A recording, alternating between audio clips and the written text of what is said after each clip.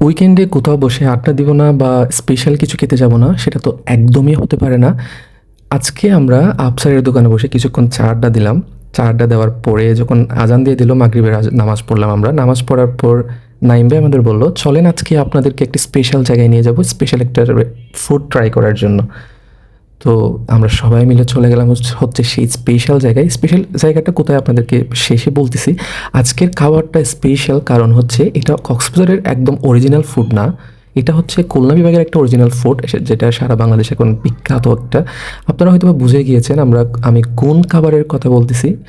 আজকে আমরা চুই ঝাল দিয়ে হাঁসের মাংস এবং সাথে হচ্ছে চালের রুটি ট্রাই করব। চালের রুটি আমার কাছে সবসময় আলাদা একটা ব্যাপার। এটা আমার কাছে অলওয়েজ ফেভারিট একটা জিনিস। আমার মনে হয় আপনাদেরও অনেক বেশি প্রিয় আটা চালের রুটি, সরি। তো সবাই মিলে দেখতে পাচ্ছেন আমরা খাওয়া দাওয়া শুরু করেছি। কাশমে কত সুন্দর করে হাই দিয়ে দিচ্ছে আমাদেরকে।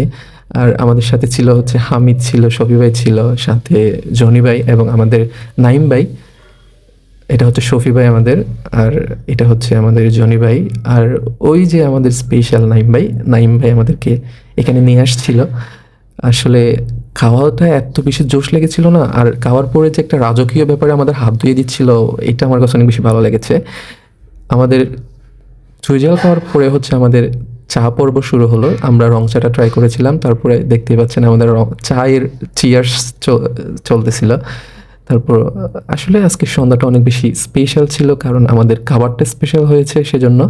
আর আজকের এই রেসিপিটা হচ্ছে রাজা চা, যেটা লাবণীতে অবস্থিত। তারা সাথে সাথে এখন চুইঝাল বিক্রি করতেছে।